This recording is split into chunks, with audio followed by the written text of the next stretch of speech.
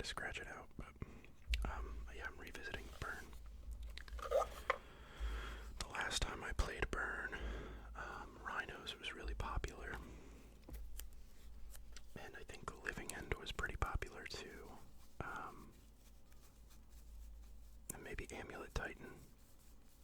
But I've made, as you can see, a few changes. I added Bolt Wave, but I don't really know kind of what direction to take Burn in as of right now.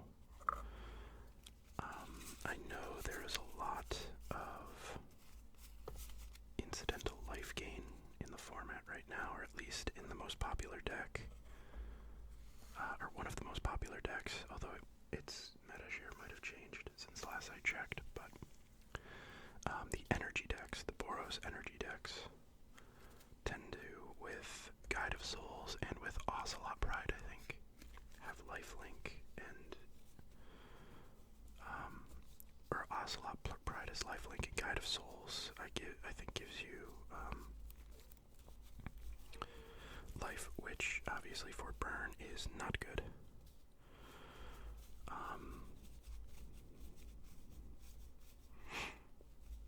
So I know one big discussion with Burn is what to cut to make room for Bolt Wave, and the spell I chose to cut for Bolt Wave was Rift Bolt.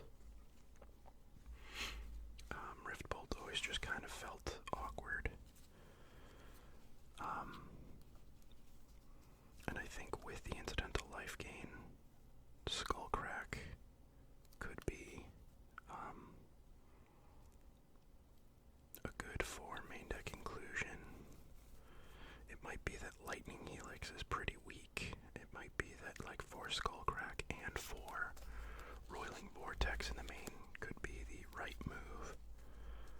But I really don't know. That would really be hedging your bet against the life gain. Although I do think Roiling Vortex is, like, low-key pretty good. Like, then again, when I was playing Roiling Vortex main deck instead of Eidolon, that was at a time where Okay, sorry about that. I had to stop recording. I got a notification on my computer, and it was very loud. So yeah, at the time that I was using Roiling Vortex, the Cascade decks were prominent. So obviously, Roiling Vortex hedges hedges your bet, but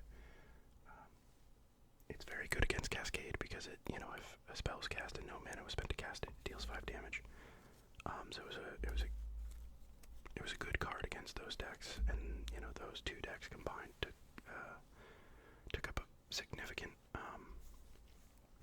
share of that metagame at the time. Now, I don't know how much Boros Energy. I think Grinding Breach is probably a bigger deck right now, possibly. And I don't really know. I think Eidolon actually might be better, because I think like Grinding Breach and Ruby Storm both fold pretty hard to, or Grinding Breach maybe not, but maybe, because what is Eidolon? What is Eidolon? Is Eidolon 3 or less or 2 or less? I mean, this is all kind of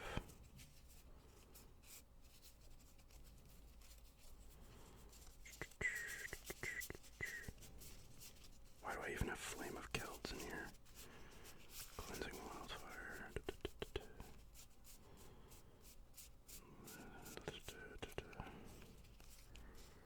Running Vortex. Where the hell are my Eidolons? Seal of Fire, Dragon's Channeler. Chandra's Incinerator, Bunker Giant. Kamano. Elegant Parlor.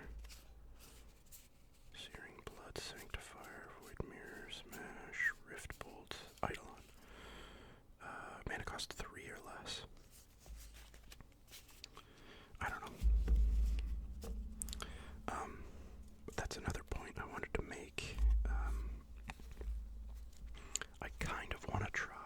been seeing a list pop up lately with Chandra's Incinerator.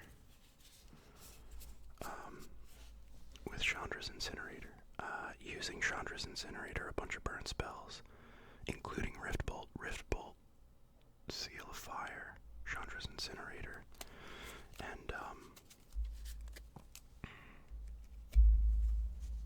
and Arena of Glory.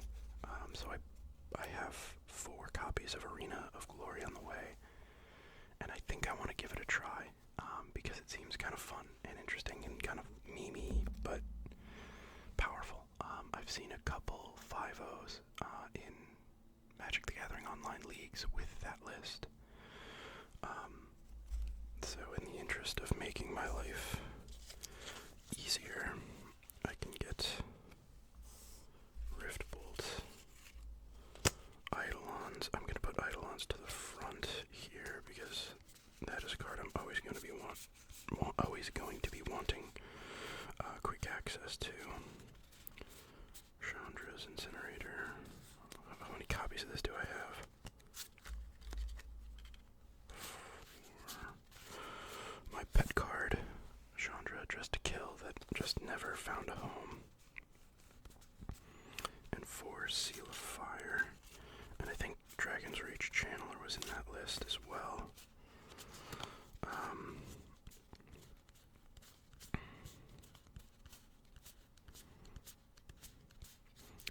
I also want my 4 copies of Roiling Vortex, if it's not already in my sideboard. But yeah, so like,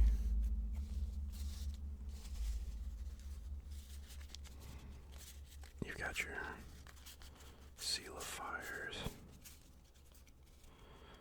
and your Rift Bolts, which can cause, basically, you pay for them turn 1 and then turn 2 for free.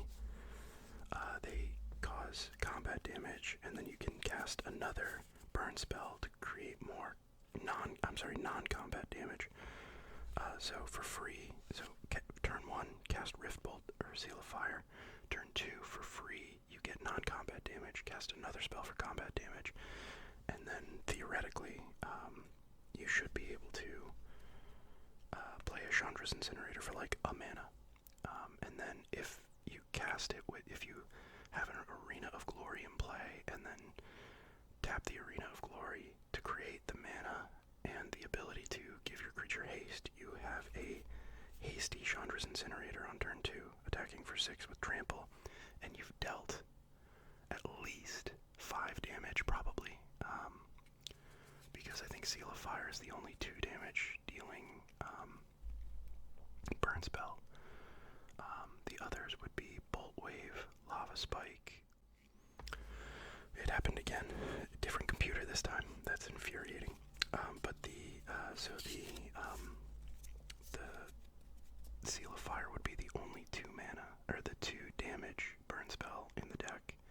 The rest would be Bolt Wave, Lava Spike, Lightning Bolt, Rift Bolt, and I think that's it.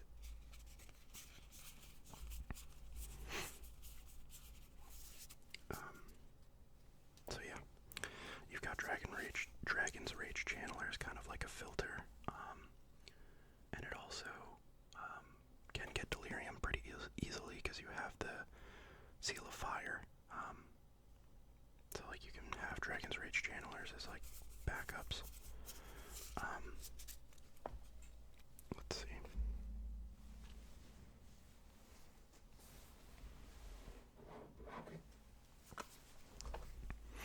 I want to take a look at the list.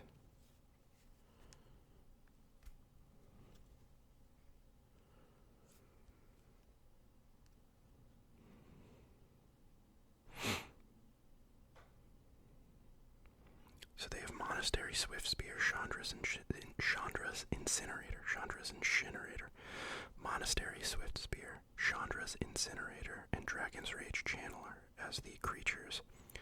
I don't know that really Monastery Swiftspear is a great include, but I don't see why not. And then they have Lightning Bolt, Rift Bolt, Skewer the Critics, Bolt Wave, Lava Spike, and Seal of Fire. makes sense. And then they have 4 copies of Skullcrack. And that's probably to hedge your bets. That's probably to prepare you for the life gain. In whatchamacallit. To prepare you for the life gain in the Boros decks. But again, I don't know. I mean, let's take a look at the modern metagame. Yeah, Boros energy is still like the highest. Eldrazi ramp, Teamer breach. What the hell's Eldrazi ramp? Emrakul. Kozilek's command, Kozilek's return. I haven't seen this deck at all. Karn the Great Creator. I didn't even know this deck was becoming popular. This Gruul Eldrazi ramp deck. And then Teamer breach, Dimir Oculus, Orzhov Blink. I heard that was becoming more popular. Mardu energy, so that's just more energy. So 14 with the Mardu energy, you're looking at probably like 18% of the meta is energy. So that's it's a pretty significant portion. So maybe the Skullcracks are like completely necessary. Belcher, Ruby Storm.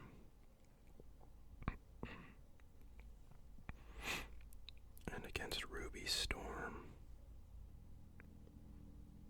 let's see what their sideboard looks like.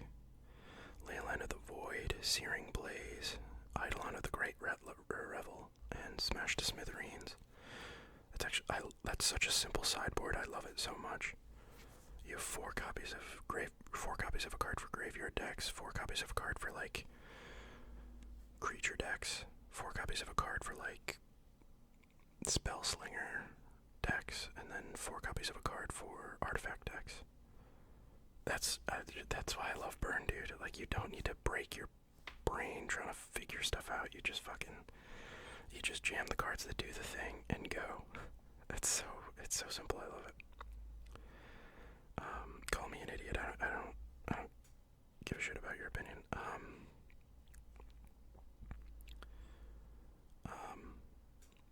I know I'm an idiot.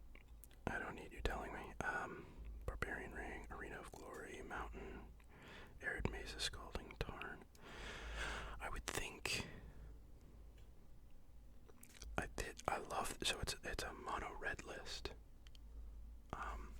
It's all red, and like I'm thinking, like you could splash. Arena of Glory needs mountains, but you could splash a little white and play like instead of Skullcrack, you could play like.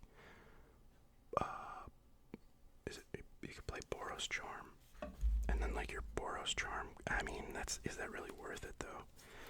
Because like Boros Charm has the extra modal ability to give your permanents indestructible, but like, I mean, like I guess if you can get the Chandra's Incinerator down and attack with it with haste, and then you get another turn after that, and you hold up a Boros Charm for the 4 damage or to protect the Chandra's Incinerator, like, is that worth it? And that, I mean, I guess I could play with that idea. I could play the mono red version, and then I could try splashing for white. The white would allow you some difference.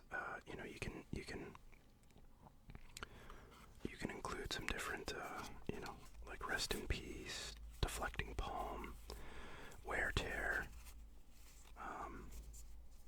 Path to Exile. So you can change up your sideboard a bit, and Sanctifier and Vec, although I think the double white pip is probably a bit too much. Like, Path to Exile is probably fine. Rest in Peace would be fine. Deflecting Palm would be fine, but like, Sanctifier might be a little challenging. Also, I think Sanctifier is probably not a good card right now. I don't know many red and black decks that play with the graveyard. Well, I mean, I guess. Yeah, I don't know. But yeah, so like the burn list that I have is just Goblin Guides, Swift Spears, and then just like Lava Spike, Bolt Wave, Lightning Bolt, Searing Blaze, Skullcrack, Lightning Helix, Boros Charm, and then Skewer, that's a very pared down, very basic burn list. So the reason I think the two most awkward cards in Burn are Riftbolt and Skewer, but I think Skewer wins against Riftbolt in the what gets cut conversation, because Skewer gets so much better with Bolt Wave in the deck, whereas Riftbolt just kind of stays the same. So that's kind of my methodology. Obviously, if I'm playing the Chandra's Incinerator deck, both of them become very good, because Riftbolt and Seal of Fire are kind of the combo piece to get your Chandra's Incinerator out onto the battlefield quickly. So that's kind of where, like, Riftbolt and, in traditional Burn, I think Riftbolt kind of gets the axe. I don't think Riftbolt is kind of, with Bolt Wave, I think Bolt Wave is just better than Riftbolt now. So I think Riftbolt gets the axe, and I've seen a lot of discussion on this on Reddit and in various other places. But my opinion is Riftbolt is just too awkward to play now, and Bolt Wave Skewer gets better with Bolt Wave. So if you're adding Bolt Wave to the deck, you want to keep Skewer. Here's the thing, like, in my opinion, Riftbolt might be better than Lightning Helix. I think 4 Lightning Helix is too much right now. It might be that, like, Eidolon is a better main deck piece than Lightning Helix. I could totally see that. It might be that Eidolon, I think either you want Skullcrack, or with the life gain that's prevalent in the format, I think you want either 4 Skullcracks or 4 Roiling Vortex in your main deck. At the very least, you want something represented in your sideboard. Eidolon, there is some Ruby Storm in the format. I think I saw it was like 5% or something. You probably want Eidolon of the Great Revel in your main deck or your sideboard. So what I could do is cut the Lightning Helix, add in the Eidolon of the Great Revel, keep the Skullcrack in the main deck, add in, I think I already have like 3 to 4 copies of Roiling Vortex in the sideboard, so I could really, really punish the life gain in the... That's the thing, you punish the life gain, but then they just kill you with creatures. I saw a list running Forked Bolts, which was pretty interesting. It's a good way to clear the board. 1 mana, and you can get rid of like 2 of their 1/1s or something. You can kill like an Ajani and the thing the Ajani makes. So, I don't know, there's a lot going on here, but I think with Ruby Storm in the format, you probably want Eidolon main deck, and just, I don't know, I'm an Eidolon hater, but, maybe. That's the thing, I think with Eidolon, you kind of want Helix in your main deck, because Eidolon, if you play it early, you tend to hurt yourself a lot. And if you play it later, like, I feel like when you play Eidolon late, it's a win more card, so it loses its value. And then when you play it early, it usually tends to do more damage to you, which is where the Lightning Helixes would kind of mitigate the damage you do to yourself, but maybe I'm thinking too much about that. But at the very least, I definitely, with Ruby Storm in the format, and I think Grinding Breach plays a lot of spells on its turn. Potentially even Amulet Titan. You definitely probably want Eidolon somewhere in your deck. But, without Eidolon in my deck, I played really well at that tournament. You definitely want Eidolon somewhere in your main deck, but without Eidolon in my deck, I actually played really well at that tournament. But again, that's a different format. That was a different format. That I don't think there was a lot of like spell slinging going on in that format, so Eidolon didn't necessarily have a place in the deck at that time, whereas now, like with Ruby Storm and Grinding Breach, I think it definitely does. I've been an Eidolon hater for so long, it's hard for me to admit that it belongs somewhere, and it's hard for me to cut other things. But that's the thing, if you have Eidolon in your main deck and you come up against Ruby Storm, it's pretty much GG, right? Like, you can... Grinding Breach might be different, because I know, well, I don't know. I don't know. I think what I have to do is just sit down and play. Especially, I can play with like traditional burn, and then when the arenas of glory come in, I can throw those. I can throw the Chandra's Incinerator list together. I can throw this Incinerator list together and play that, and that could be my like kind of like fun burn. Kind of like this will be like tournament, typical like playing the meta burn, which obviously if you're playing the meta, you probably shouldn't be playing burn, but it's one of the two decks that I play, and I just want to take a break from living in for a bit. So yeah, I can check out like the traditional tournament burn list, and then kind of a more memey. But hey, like if that list, if the Chandra's Incinerator list becomes more, if I think it has legs, like who knows, maybe that could be the list I bring to the tournament. But especially because no one will be planning for it, right? Like nobody's planning for a Chandra's Incinerator on turn 2 with haste. But again, I have seen that list popping up every now and then, so maybe people are starting to become aware of it, but hopefully not. Hopefully it's just me. It's not just me, but yeah. Probably a shorter video today. I was at a hockey tournament last weekend, and I was there for like 5 days, so I was not recording stuff, so that's kind of why I've been MIA for a little bit, so I apologize for that. But another hobby got in the way of this hobby, so I didn't go last week because I was preparing for the tournament, and then obviously I didn't go as far as like Magic. I didn't go to last Tuesday night is the night I play Modern. I didn't go last week because I was packing and stuff for the tournament, and then I didn't go this week because I had just gotten back and I had Monday off, and I just kind of wanted to relax. And then Tuesday, I just had so much to do because I didn't do anything all week. Like, I had to go get groceries and all this other stuff, so I had to go back to the gym because I hadn't been in over a week with the hockey tournament and everything. So, it was just like after work, I just had so much to do, and it starts at like 7 o'clock or something, so I just didn't have time to get everything done and then go and play Magic, or the energy to do that. So I just haven't been playing. I want to, I really do, but I've just been busy with other life stuff. So next Tuesday, I'll hopefully be going back to the shop, and I'll be able to play, either at that point, possibly either just my regular burn list, or that Chandra's, or the Chandra's Incinerator list, which I think looks really interesting and fun. So yeah, I'm trying to figure this out, but I just kind of wanted to make a video and take a look at the cards, revisit burn, get some ideas going in my head on what I wanted to do with like either Roiling Vortex, or with like just relying on Skullcrack,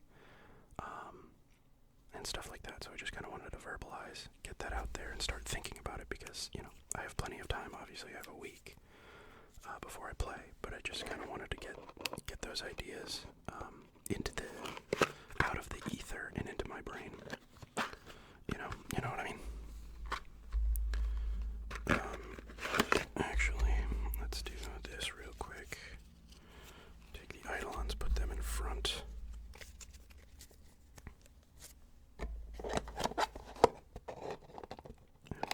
Pop these back in their box. Alright, so yeah. Obviously there's not too much to talk about with burn. It's, its game plan and its build is usually pretty consistent, but I think it always does, it can always be helpful, even with a list that, some people, I think burn is a bit more complicated than people give it credit for. I think the decisions, there's a lot more more narrow decisions that you make in Burn. I mean, again, it's not rocket science, obviously, but I do think people kind of, I think people just think it's a very stupid person deck.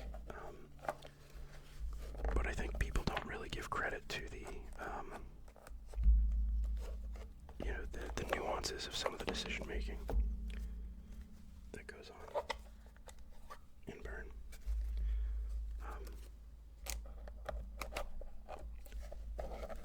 Your decision points are very narrow, and I think you win or lose the game in some very, you know, with some very narrow decision making. So it's very tight, and you know, you really have to play, especially with the meta now. And when I was playing earlier, I think pretty much all the time, Burn is pretty much you got to make every decision as best you can, because you know, one wrong decision in Burn can mean the game. I mean, that's true for a lot of decks, but I don't know. I think people don't give it I think people kind of discount it and don't really give it the credit that it deserves because of its simplistic game plan and the redundancy. But I think it's a little bit more complicated than people give it credit for. Just a little bit, not too much. You know, I'm not a big brain Burn player, but yeah. So that's just me revisiting Burn on my John Avon signed. I think these are the, not unhinged, but it's, you know, it's, I forget what they're called. But, yeah, it's a special playmat. I figured I'd do my Red Burn, you know, Red Burn deck boxes on my Red Burn playmat video. I thought it was very apropos. But, yeah, excited to be revisiting Burn. I want to see what's going on and see how it stacks up. I know, obviously, like, Tuesday night, Modern Night at my local game store isn't probably going to be a great. I don't think anybody been playing there for the past couple months. I don't think anybody plays Boros Energy, so you know, the inclusions of the life gain hate stuff probably is really irrelevant. But it'll be interesting to see kind of how it does and how it's doing, how it'll do against, you know, those lists. And then RCQ season's coming up next month, so I gotta start figuring out if I'm playing Living End, Meme Burn with Incinerator, or just regular Burn. So I got a lot of figuring out of things to do. So thank you guys so much for watching. We're closing in on 500 subscribers, which is insane to me. We're at like 487 or 488, something like that, which is crazy. I am so thankful. Hitting 500 is a huge milestone for me. So I appreciate each and every one of you so much. Thank you all for watching. More to come in the future. We'll get you in the next one.